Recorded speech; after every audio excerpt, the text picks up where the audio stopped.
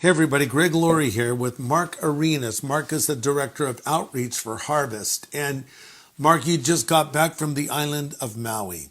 You were there hours ago. Tell us what it's like to be on the ground there. Tell us what it looks like and what you're hearing from people. Yeah, it's a devastating sight. I mean, it looks like a war-torn community. I mean, you've seen the videos and you've seen the camera footage of what it looks like. It is just, you cannot believe that this was a thriving community. I hear the number one tourist location in the world is the island of Maui, and to look at what it looks like now, it's absolutely devastating. The fire was started with the huge winds, and then what? The power lines sparked the fire. That's probably the origin of it. That's what they're saying. Yeah, it looks like it started up on the hill, and 70, 80 mile an hour winds is what they're saying. Yeah. Knocked down some type of power line, and then the fire was started. Came right down the hill, started the houses, and jumped the main highway, and within 24 hours, destroyed that whole community.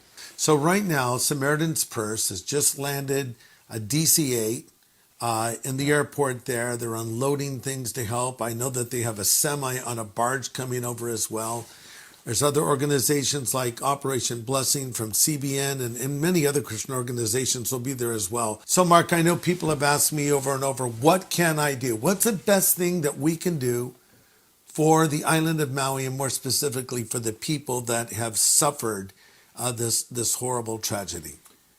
They've got a year or so ahead of them before any type of normalcy is going to happen there. So I'd say the number one thing that we can be doing as a community is praying for them. Yeah.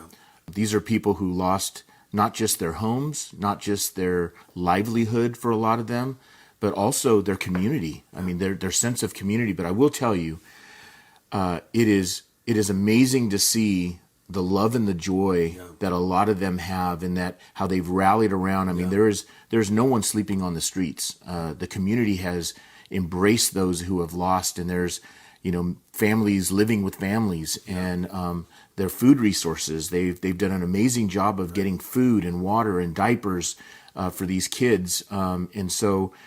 I think right now, we've got a relief fund that we've established here at Harvest, and we're going to be there for the long haul. It's the Harvest Maui Relief Fund. You go to harvest.org. But you went to our church, Harvest Kumalani, for the services this last Sunday. Tell me about how they were doing. They were hurting, they're grieving, but they're also joyful and optimistic, and they know that that good is going to come from this. Yeah. And they came to church, and most of them were members of our church that live on the island. And really they found community and prayer and encouragement, and it was a great time of worship and prayer. And you could just see their spirits lifted by coming together as the church. Yeah, the Bible says that God can bring beauty out of ashes. And that's what we're going to see happening for our people is God's going to be glorified. There are things that happen, Mark, as you know, that are tragic, and they'll always be tragic. Yeah. And sometimes people take Romans 8:28, which says, we know that all things work together for good to those that love God and how they're called according to his purpose. And they think, well, that means that God will take bad things and make them good. Actually, sometimes that's true. But other times there are things that are bad that will always be bad, but good will come despite the bad, right?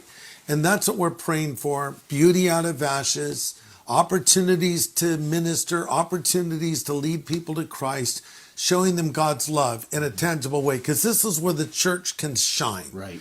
If people can see what Christians really are. What does the Bible say? They'll know we're Christians because we have love one for another. And it's not just for each other. It's for the world. It's for non-believers. Hey, it's even for our enemies, right? That's right. And, as we start working on plans to help, we're going to be sending teams down there. We're going to do ministry. We're going to make sure that community knows that Harvest Kumalani, Harvest Maui, that we love them, that we're here to support them. Yes. And we're going to point them all to Jesus, because he is the answer through all of this. That's right. So if you want to be a part of what we're doing, go to harvest.org. You can invest in the future of the people of Maui, going to harvest.org and investing in the Harvest Maui Relief Fund. So we'll keep you updated. More to come as we find out more. But thank you for praying, and let's see what the Lord will do. God bless you.